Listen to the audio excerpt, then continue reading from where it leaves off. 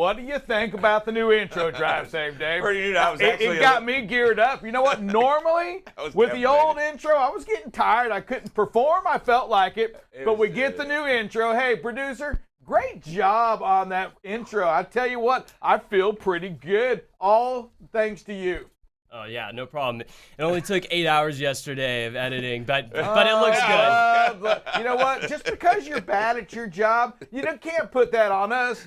You know, that's probably a 3 or 4 hour job. It took him 8 hours, and he wants credit for that. 17 minutes. Yeah, exactly. And he probably has, so he's the only one that can figure it out. So if you watch us on the weekend, don't expect any of that on the weekend because that's his own little secret sauce. He won't share it with us. Drive Safe Dave? Yeah, we came in on this weekend and we were like, oh, wait a minute, where a bunch of stuff has been deleted, moved around. And you know, and it's not. We're old people too. We're challenged with items like that. Oh yeah, we can't do any type of Speaking media. of old people, Brady. You know what? He tried to make a comeback, came close. You can't give that guy too many chances. He kind of did it. He made the comeback. Tampa Bay loses. I called that game. Right. All I got to say is I called it. No Moss Brady, baby. He's out of there. You know who else is out of there? Your boy from Green Bay. That's not my boy. That Aaron, is right? your boy, Aaron Rodgers. I love me some Rodgers. Is Drive Safe, Dave. Let me tell you something. Look, I hate Green Bay. I hated them since Aaron, 1966. and I was rooting for this dude. Yeah, I've been hating them since '66. It's the ice ball. So I'm not at all a fan of Green Bay whatsoever. But no doubt, with that, I'm going to say this, Dave. It was the greatest football game yesterday in the afternoon. That evening game was phenomenal between the Chiefs and the Bills. That was crazy. Yeah, I mean, not a lot of there weren't any turnovers. I don't think there was a single turnover. It was just a great game. Whoever had the ball last was going to win that game. They talked about that at the beginning of the game, and sure enough, in overtime, the Chiefs win it, and they came back, and I mean, it was like 13 seconds, and there was like score, and then a score, like 25 points scored in a 2-minute segment, and they come back and they score it, they tie it, go in overtime. Chiefs get the ball and win. Drive Safe, talk to me about overtime. Does the rule bother you? No, I mean, it was sudden death to begin with. It doesn't. Why does it bother you? How does it not bother you? You know what? Because you got no chance to score. Whoever wins the coin toss, they should win the game.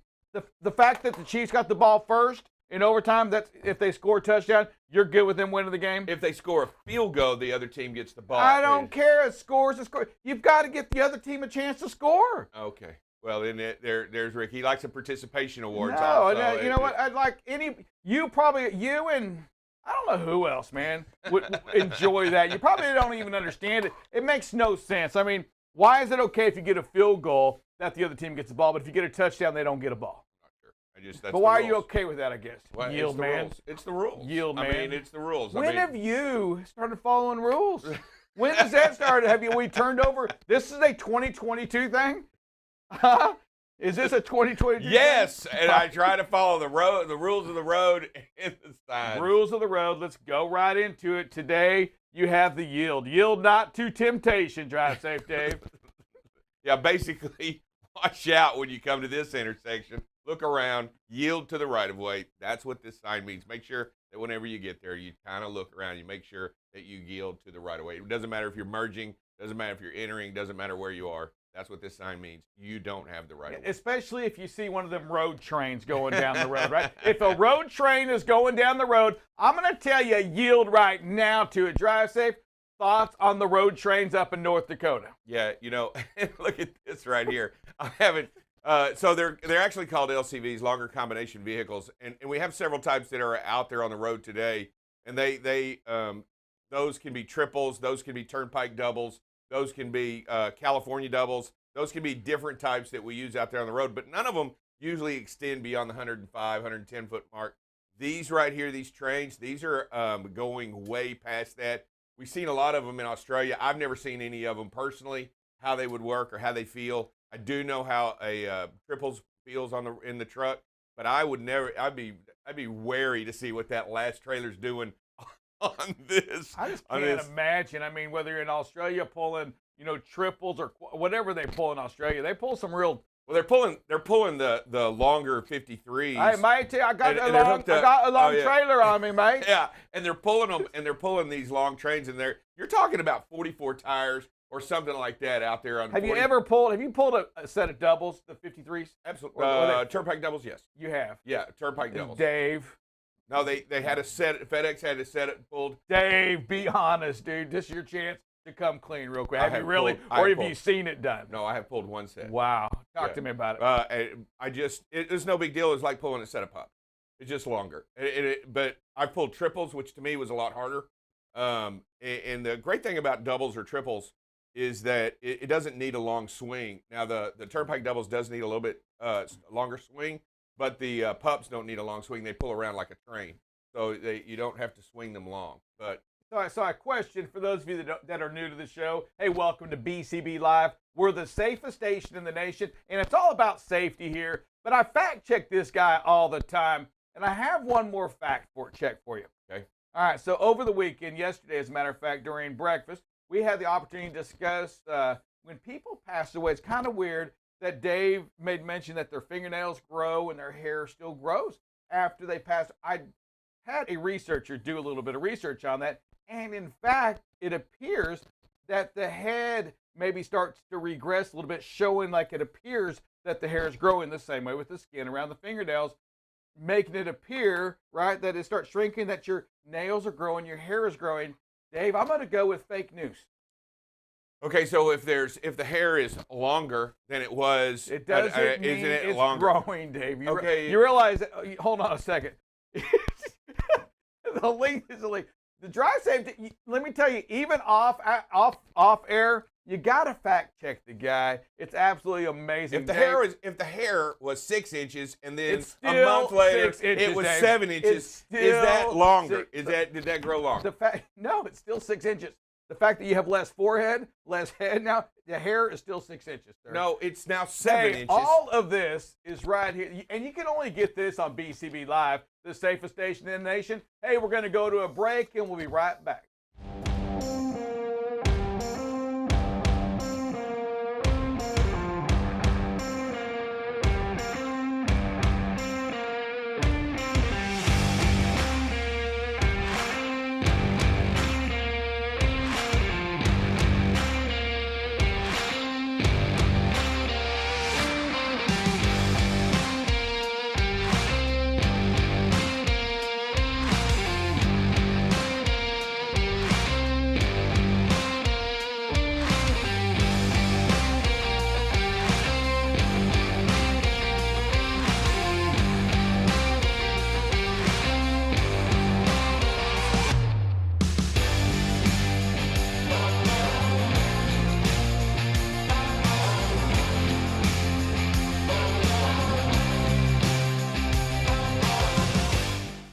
All right, welcome back to BCB Live, the safest station in the nation. Drive Safe Day. We have a great interview coming on with Alan Adler. We're going to share that information with you here. Alan also got to fact check you as well on air. Producer, I'm going to ask you, did we get that part recorded as well?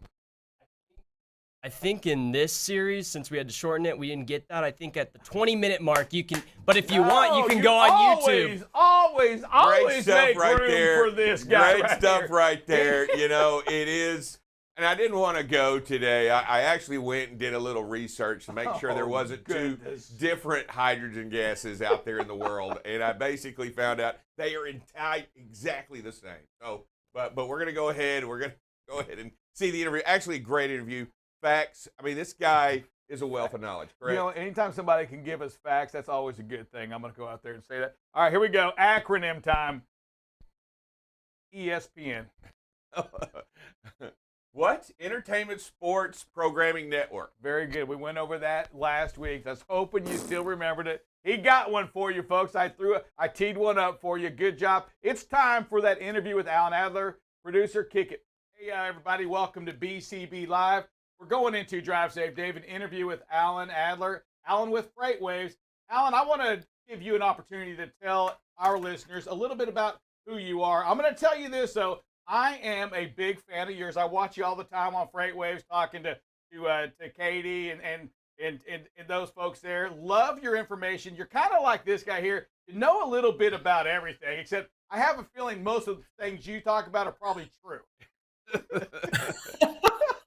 Well, the idea is to sell it, right? So, whether it's true or not, sell it well, and then, it may as well be true, I guess. So, No doubt anyway, about it. I'll do my best.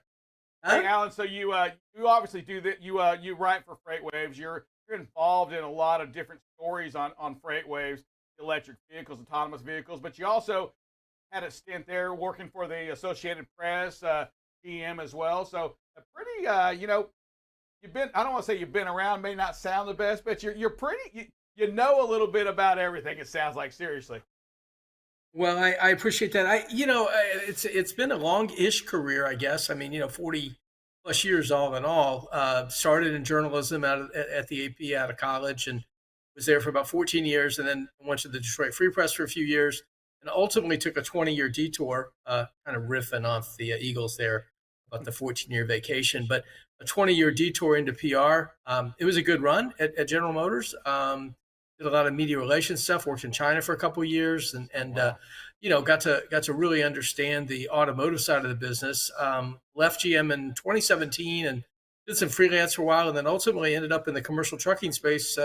First at trucks.com, and then 2.5 years ago, came over to FreightWaves.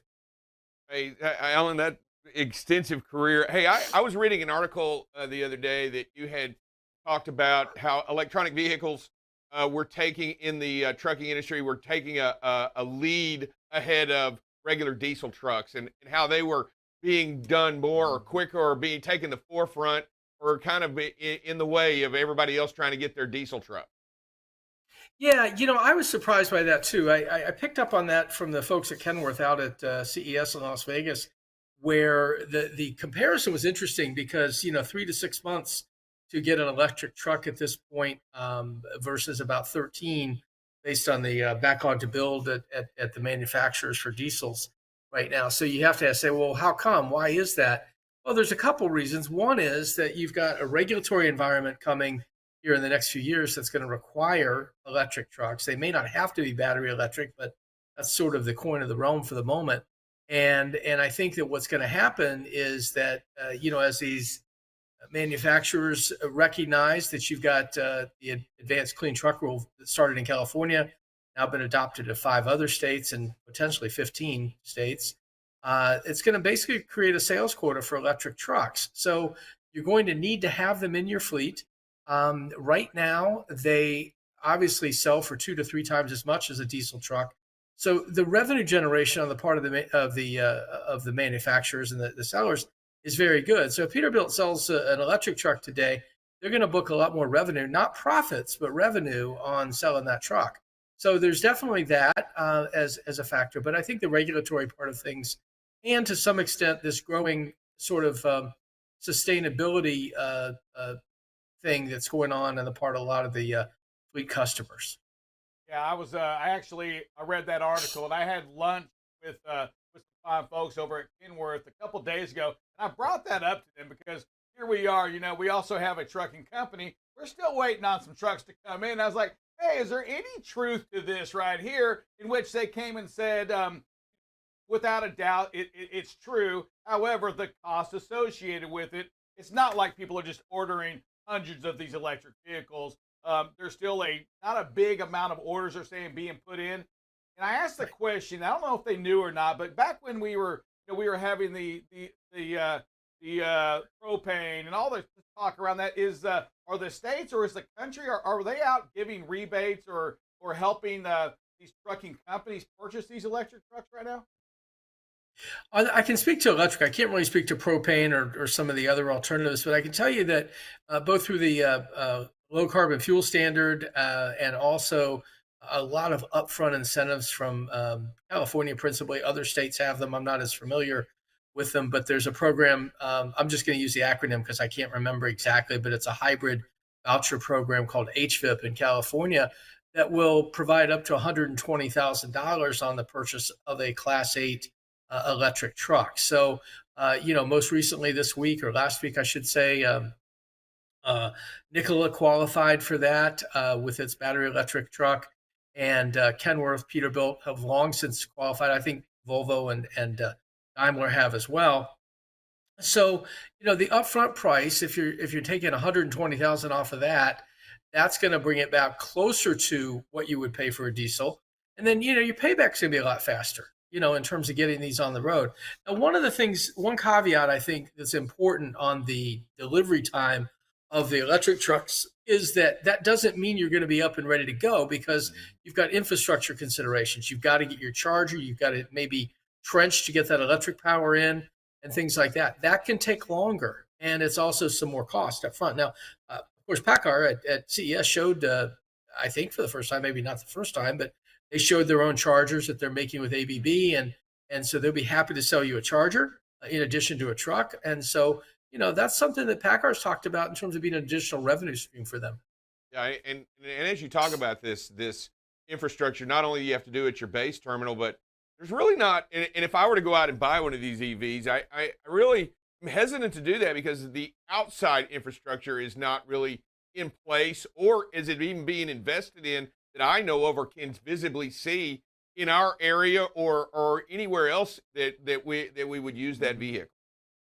Yeah, everybody you talk to in this space, in the infrastructure space, says start early, make your calls to utilities, get them out, take a look at your site, figure out what you're going to need to do. If you've got a newer electric infrastructure where you are, it's probably easier than if you're, I think somebody described it as being sort of, down on the port somewhere and it was put in 70 years ago. It's going to cost you a lot more money to upgrade and get that power to the door.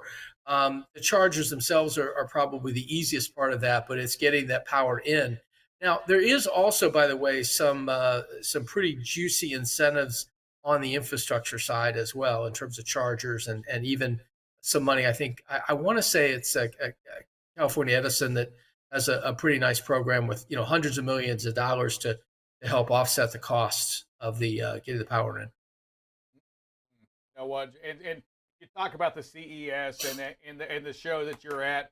It's 20. Here it is. We're in 2022. It's crazy, right? It just seems like these last 2 years with COVID, it doesn't even seem like it even happened. But we are in 2022. What are you seeing from these shows, or what's the most intriguing thing regarding technology and the vehicles outside of just the EVs that's available to the industry today?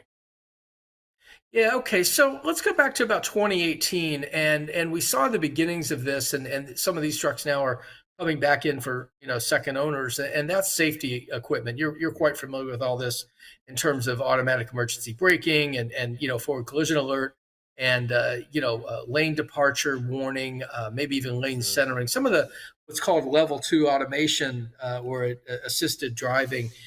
I think those things are pretty much baked in now in terms of the vehicles we're seeing. You're also seeing a lot of positives around aerodynamics and basically fuel economy. You all are familiar with Mike Roth, I'm sure, at the Council for Freight Efficiency. They just did their Run on Less Electric program in the fall as part of the ACT Expo, and their findings are basically that there are really some nice sweet spots for electric vehicles. I know we started talking about electrics, but they would be in the van and sort of pick up a delivery space, last mile, that sort of thing. And that's coming relatively quickly because you don't really need high-speed charging for some of those vehicles. They're going to be return to base. They're going to be charged at night. They're going to probably be able to be charged on what's called a level 2 charger, which is not high-speed direct current. So there's some things that work pretty well today.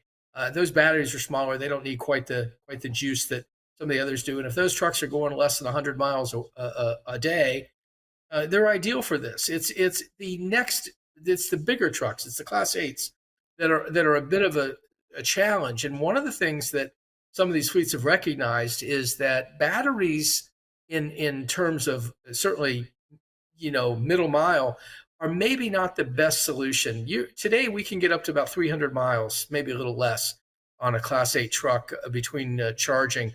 That's not really going to work for long haul. So we're hearing a lot more now about hydrogen and fuel cell trucks.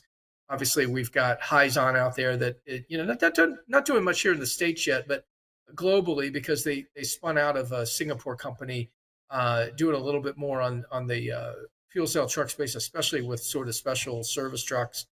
We're waiting on Nikola 2023, we think, for their fuel cell day cab. And again, they're looking at 300 to 500 miles there. But the long haul truck is ultimately probably going to be a fuel cell powered truck, just because it's a drop in fuel and you're going to be able to go a lot farther on it, without the wait times of recharging. You have when you talk about these hydrogen and these clean burn vehicles, it's kind of a weird technology. We've had hydrogen around a long time. We know what it can do. I mean, look at the Hindenburg, but those gases themselves they can create dangers to the environment if they're released. I mean, it's not like they're in set the end all answer, right? I mean, you would agree, correct? Well, I wouldn't on this Hindenburg point, because you have to go back to your history lessons there and see that it really wasn't the hydrogen that was the problem with the Hindenburg. Because when hydrogen evaporates or is released, it goes straight up. Now, it does burn white hot, so you have to be careful of that. It's a heat that you can't even see. It's so hot. But it really isn't one of these ever-present dangers, probably more than a gasoline fed fire would be.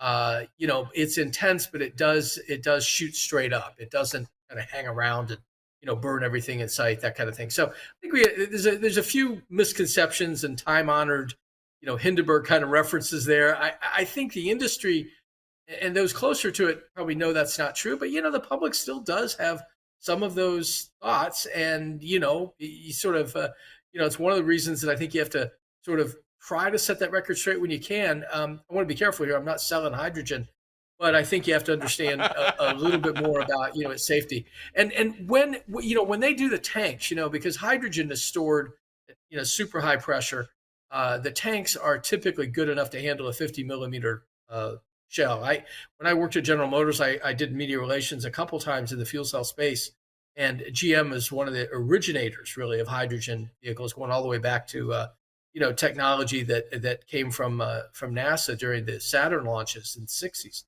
And, they shot really big caliber armaments at these tanks, which are typically carbon wrapped and things like that. They don't penetrate. I mean, if they did, again, that hydrogen's going straight up. It's not going to, splash all over you or something. But there are obviously precautions that have to be taken, but I don't think we have the danger factor maybe that some of the public thinks. Hey, I told you when we began the show that I'm a bigger fan of you today, because what our listeners do, they fact check this guy all the time, because I'm not smart enough to be able to do it. I don't know my history, and I love it when we have people that can fact check the great Drive Safe Dave. He is all knowing when it comes to history. I appreciate that more than anything else. Boy, my heart is I stand full. corrected, sir. I stand corrected. And you mean it wasn't the 50 caliber shell that you thought was great? I thought that was the best part, when I talked about it. Not armor piercing, but definitely the shell itself. Alan, I want to thank you for joining us here at BCB Live. You bring a lot of knowledge, and want to make sure hey, you have an open door into this place anytime. Let us know. We'd love to have you on here again. Appreciate what you do. Appreciate the coverage, and I appreciate that history lesson. Get my buddy over here too. This guy hates me over here. What are you saying? I love it. I love it. Good stuff. I just don't buy the Hindenburg thing. You want to talk about Hindenburg? We'll do another show about the Hindenburg report, okay? But no, seriously, thank you. Thanks for having me. Be happy to come back anytime. Hey, you know what? Before you get out of here, I want you to do us a quick favor and say BCB Live, the safest station in the nation. What am I going to say again? One more time. BCB Live, the safest station in the nation. Okay, BCB Live, the safest station in the nation. Woo! All Appreciate right. you, Alan. Thank you, sir. Thank you. See you later now. Man, great conversations Thanks. that we had. Take care, y'all. Thank you, Alan. Man, just a wealth of knowledge right there, and it's something that we want to continue to do. Bring folks like Alan into our show to really put some value to, because you and I only know so much, right? as seen right here. That was the greatest thing ever. Man alive. That we're going to have to replay over and over. I know as soon as he said that, you're like, Oh, no, Sir Rick's got me. Oh, yeah, that was great stuff.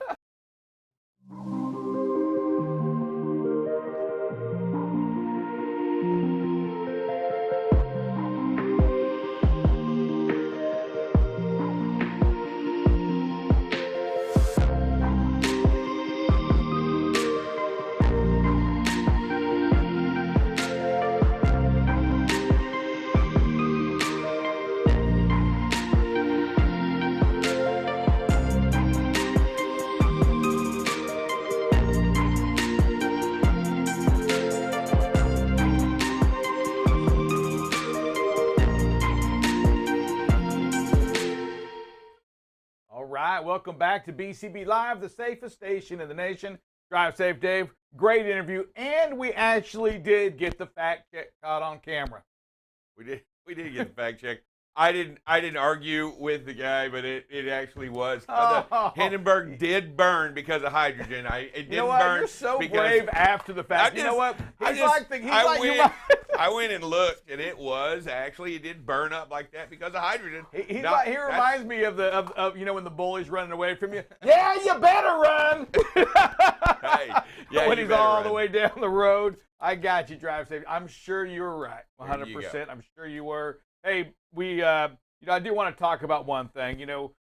When some of the things we talked about Alan with, we also talked earlier, we didn't have that on the air, but about truck parking, right? We still have the issue today, even though we have the huge infrastructure bill passed and everything like that, we still have a lack of parking for our drivers. And as we begin to bring Buckle Up Bob back in here for that next segment, Dave, lack of parking, it does create safety issues. And tell our listeners why you believe that to be the case. Well, first of all, truck parking is very necessary.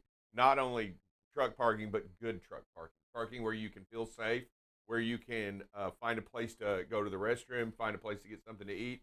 But good truck parking, safe truck parking.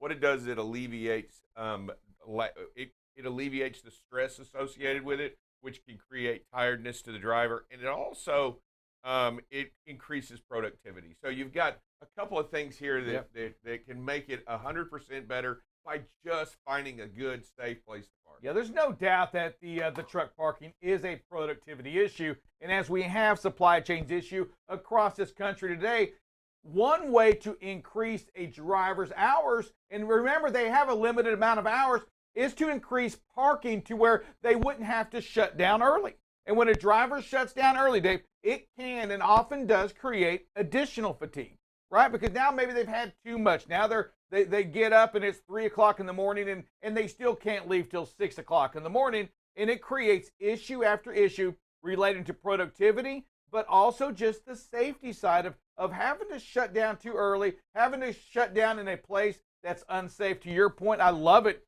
is parking on the side of the road, parking on an exit ramp. Not only is it illegal in many places, dangerous, but where are you going to go to the bathroom at? Where are you going to eat at? Shower? Where is all this at? Yeah, and I'm just going to tell you that the truck parking is one of the major issues with drivers that has to be addressed. Every time they ask drivers, what are some of the things? It's a top 5 issue, and it's been for a little while, right? I would say it's probably 1 or 2. I think they bounce back and forth between pay and driver parking. Yeah, A-Tree, if you're a listener, if you follow A-Tree, and it's a research that focuses on transportation, my God, listen to our drivers out there that they have a problem in parking. Listen to them. Don't keep sweeping it under the rug. Well, maybe next time, or we're going to go autonomous anyway. I'm telling you something right now. Address this issue. Find some parking for our drivers today. It's got to happen. Drive safe, Dave. As we move into Buckle Up Bob and weather and safety, we have that phrase that pays. And this is where our listeners, if you're new to the show again, this is when you listen because it's real cold, hard cash, baby. It is straight cash. And last week, nobody won it. This is a $300 weekend, right? Yeah, Friday's absolutely. $300. Friday's $300 this Friday. So here it comes. But always think twice before driving on ice. Always think twice before driving on ice. Drive safe. Tell us what that means. Depending on the road conditions, you're going to encounter certain weather conditions, different hazardous areas. But when it comes to ice, you got to completely change your mindset on what you do. You don't get out there and drive if it is a hard, thick pattern of ice. You will encounter ice on bridges and overpasses. When you do, make sure you're genuinely prepared before you enter those roadways and that you are aware of the dangers of what they are. Ice, ice, baby. Indeed. BCB Live, the safest station in the nation.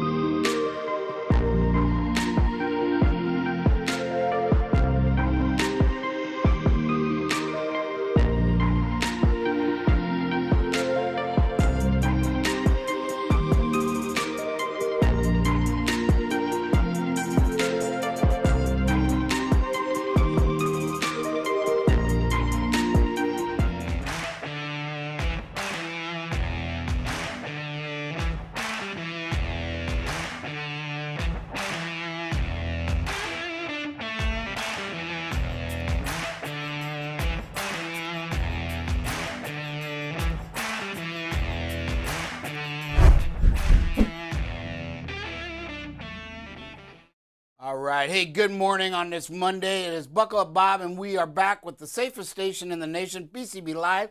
And we're going to start you off with a little bit of traffic. And we've got some in the DFW area starting this Monday morning.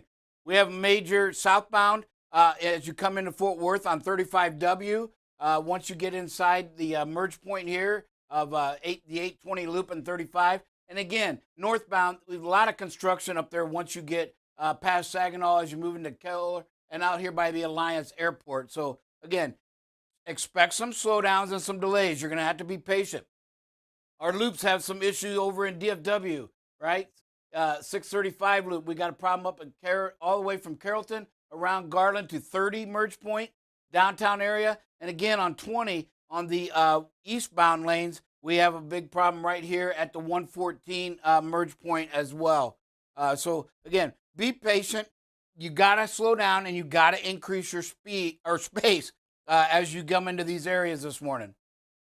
As we get into the Houston area, Houston is a mess. So again, this Monday commute is not going to be good. We had a great week last week. So again, you've got 45 coming up from the northbound lanes there as you come into the city in the 610 loop. You've got problems on the west side of the loop.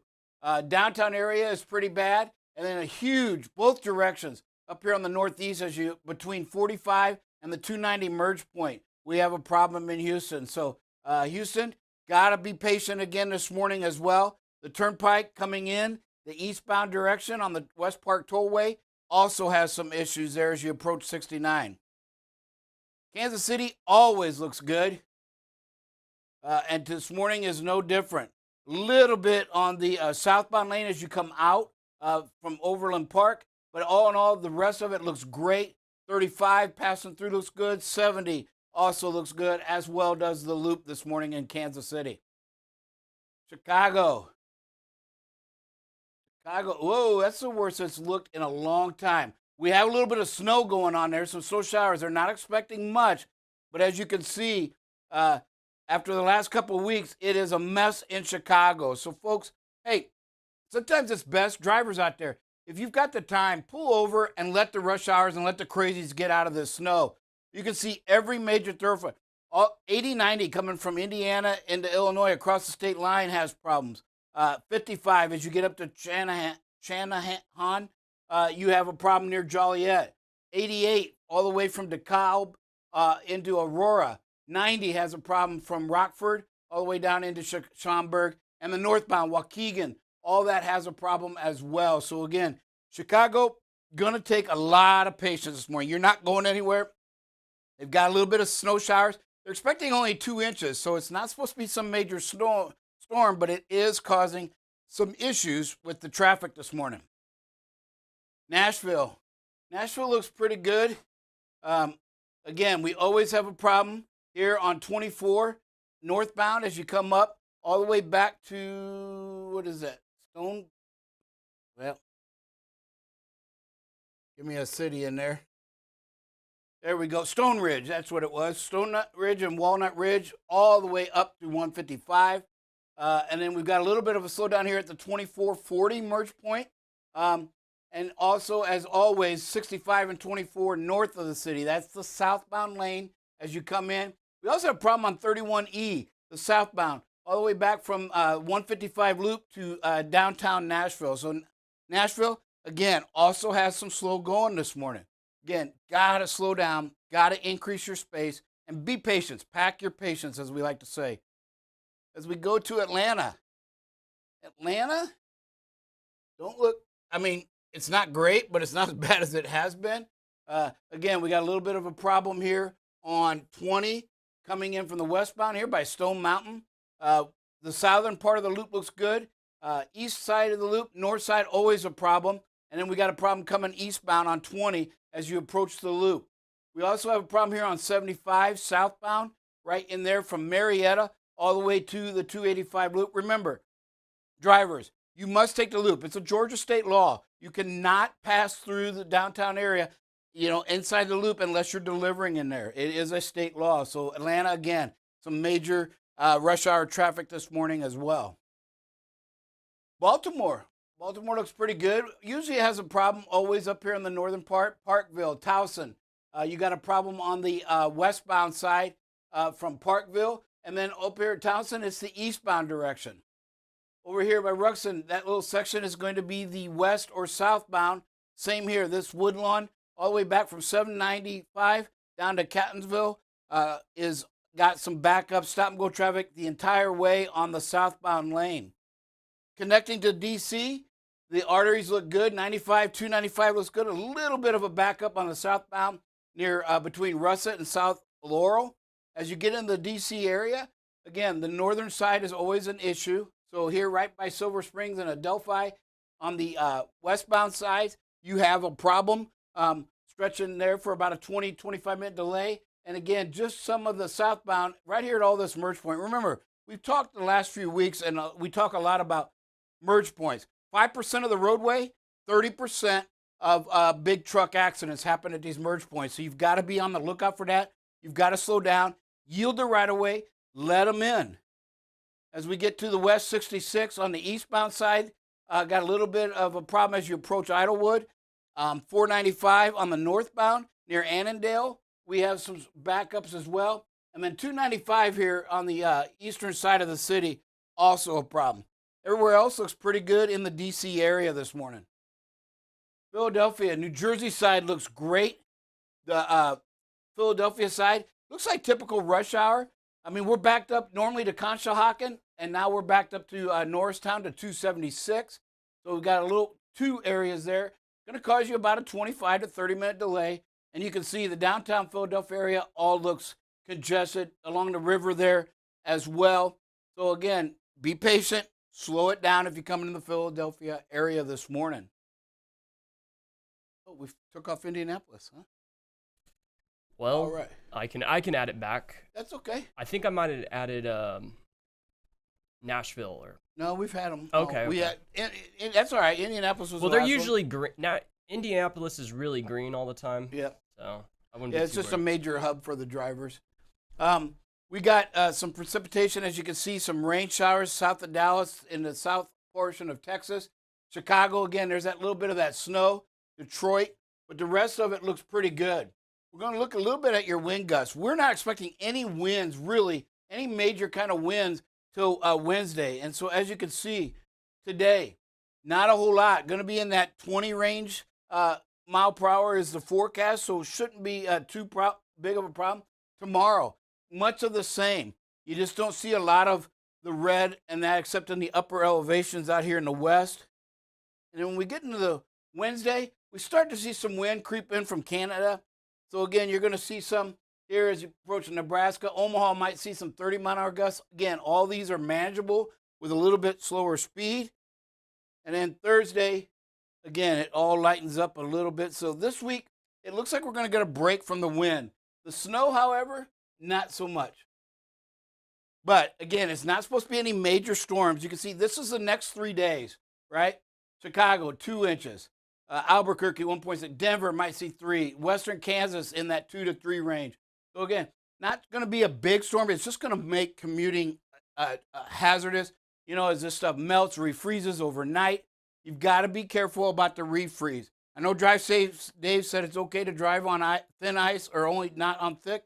That's not true. You want to watch that black ice and not drive on any ice. It's just too dangerous. If there's icy conditions, do yourself a favor, find a place and wait for the plows and the treatments to get out there. But as you can see, even if we go to the next 5 days, not a whole lot. You see some snow moves into the northeast. You're in that 2 to 3 inch range. Nothing really changes out here in the west. And then even when we go to the next 10, again, these are forecasts. Chicago, 6 inches, right? Nothing major out of the ordinary here for this time of year. We're getting into February. The seasons have seemed to move back about a month or so. You know, it used to be December and January were the big months. Now it seems to be the end of January. February seems to be when we get our biggest and heaviest snowfalls, and it looks like it's shaping up to possibly do that again this year. Hey, we're going to take a quick break and be right back with some safety.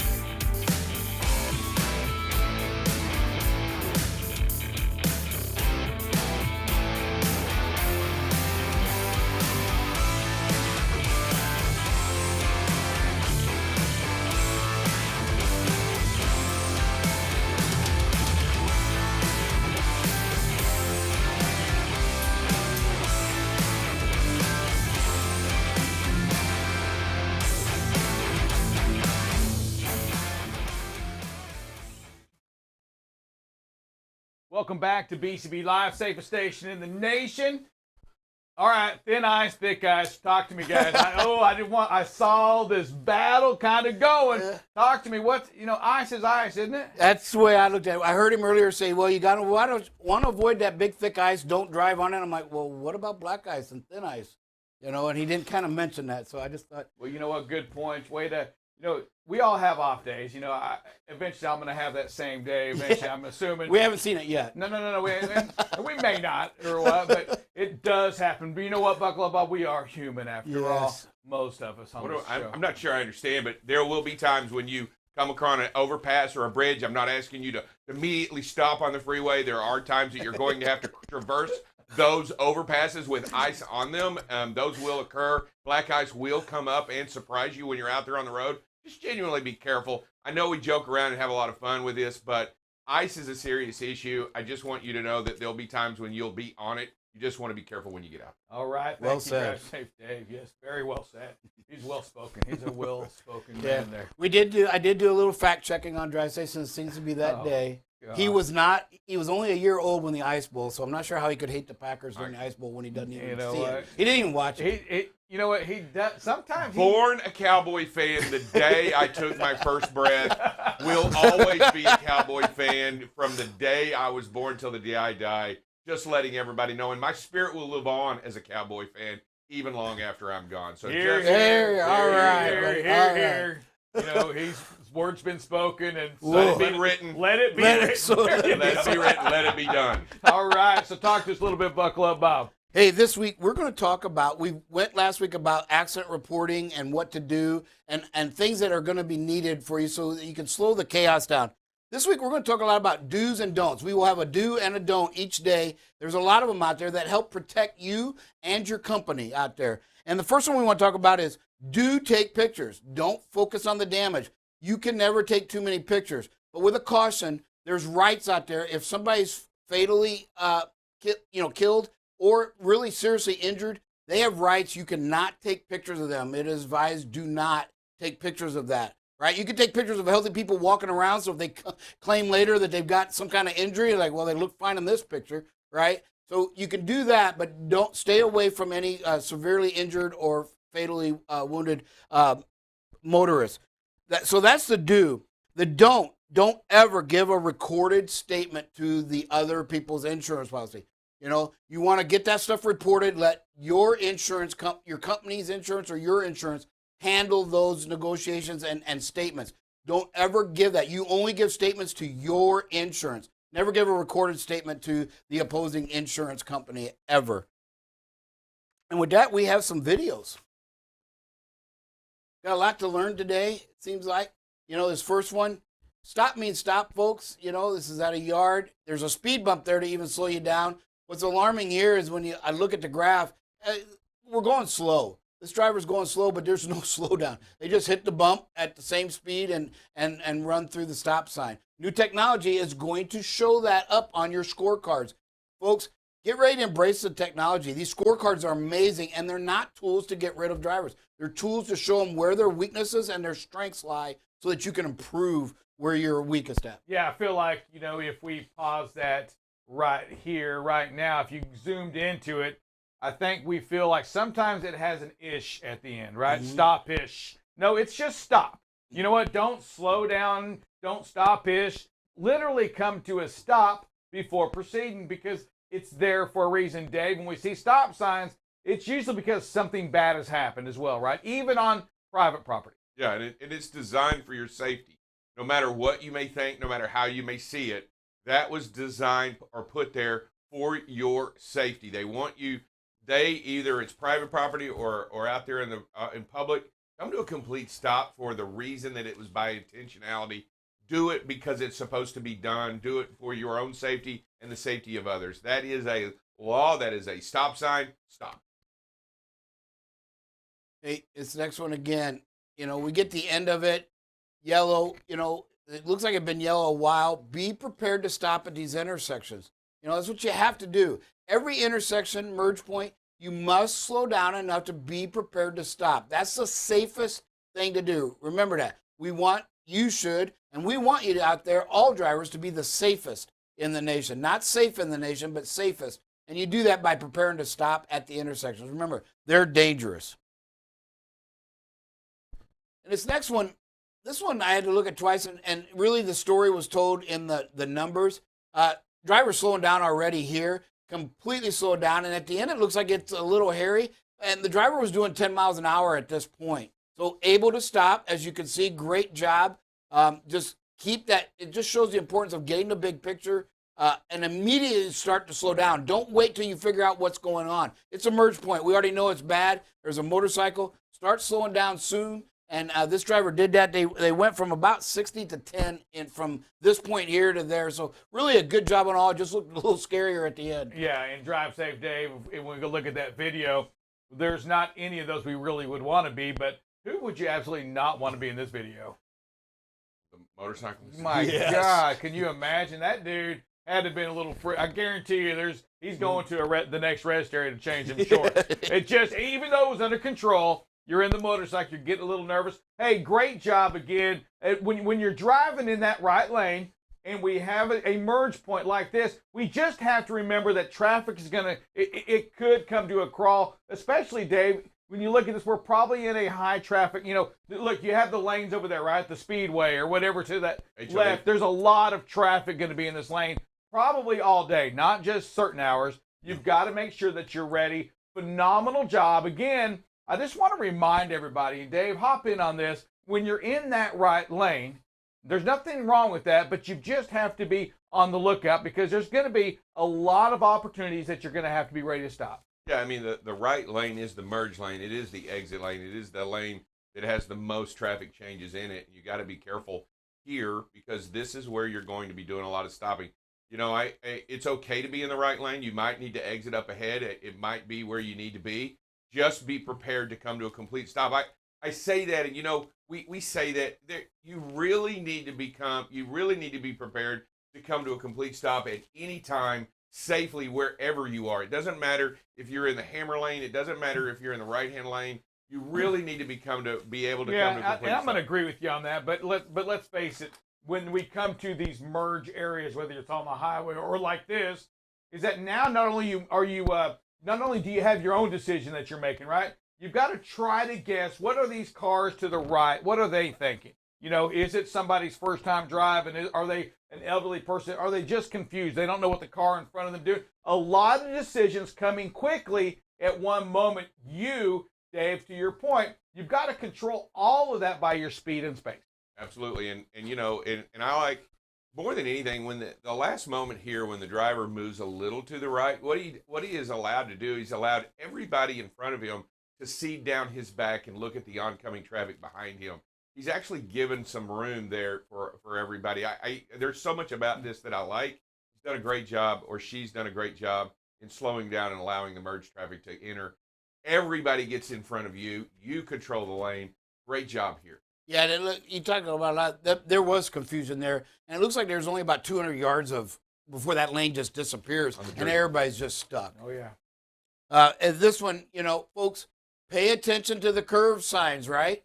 It looks harmless here, but these curve signs say 50 miles per hour, right? And they are for cars, right? Passenger vehicles, not big rigs or commercial motor vehicles. So again, driver going through here about 60. Right? You want to pay attention to signs, slow it down, be prepared, right? But right back there at the very beginning, it said 50 miles per hour. Remember, you have to be under that. Them are posted not for you, but for the smaller cars. Next one, man. Whew. You never know who you're going to be by or what's going to happen. And this is really scary because this is a fuel truck. And luckily decided to stay on that lane. But this could have been a different outcome. Remember, this is why it's important. Get that big picture and own that space in front of you, right? It looks harmless, but then boom, he almost makes a decision to come back. Again, fuel truck, had the placards on, so very scary. You know, I've unfortunately lost a buddy from high school that drove a fuel truck in a crash. So again, these are dangers and you just don't expect it. Yeah, but when we watch these videos, we want to grab something and learn from the mistake or the success of others. And what we see here in that fuel truck or the truck going over here to the right is he or she, they want to come back in, but they still make that decision to stay in that lane. And folks, you hear it here quite a bit. Oftentimes, you come on that exit that it's the wrong one or you're in the wrong lane, and you'll hear Drive Safe Dave tell you that all the time. And I'm here to agree with him on this, is that you just stay in the lane, go to the next exit, even if it's 10, 15, 20 miles away, and then make that loop around, because it's not worth it ever making these last-second lane changes. Not at all. This next one, there's so much here. You know, again, we've got merge points. Driver gets over. And Drive Safety said earlier, you still got to be prepared to stop, because here a guy comes 2 lanes, and then traffic checks, right? So, again, be prepared to stop. You know, good job by this driver. But then, I don't know if you can see it, but they flash their lights at the vehicle in front of them, right? Remember, folks, that is considered in most states a form of aggressive driving. It is also very unsafe at certain, you know, at night especially. It looks like it's dusk here. But you can see a couple quick little flashes, and then again there on the tail, or on the license plate where the truck flashes their lights at them, you know. Again, just be patient. They came over. It is what it is, and just back off, and just like you're doing. And then eventually it'll all just work out. And that was the last one this morning. So some really good videos to learn from over the weekend. What we saw was over the weekend we had a rise in some merge point issues. And again, folks, we've talked the last couple of weeks, yield the right of way. That's the mindset you've got to learn to adopt. Even if you have the right of way, when you yield it, the risk of accidents go down by over 50%, just because you're being the person that's patient and yielding that right away. So always try to yield it versus take it away. Dave, what video caught you today? Caught your eye? You know, Bob was talking about it when we went into the curve. You know, there's a lot of the times that you're going down the freeway and those signs are there. You've got to pay attention to them. They're there for a reason. What was really nice is that it was not inclement weather. It was a good dry day, but those situations right there when it's rainy or when you get into those curves like that, and Bob's talking about slowing down, very important that you do. I mean, it's there for a reason. Those signs were actually put up later, and I can tell you that somebody else didn't do well in that curve, and that's why those signs are there. And you don't need to see the same fate as they did, or those were put there for a reason. You've got to appreciate them. understand what they mean, and do slow down when you get into these curve situations. You don't want to lose control of that truck, and you definitely don't want that load to take over driving for you. Yeah, don't treat it as a challenge, because I'm going to say, while that vehicle on that time, it appeared that they were fine in that lane, right? Understand it's a speed zone. It's posted. It's the law. That is the speed that it's asking you to go. I get it, right? I can go 3, 4, 5. It's not a game though. And when you go faster in the wind, maybe that's an area that the wind also could pick up, right? There's gust in there, and it's done something to others. Don't challenge that.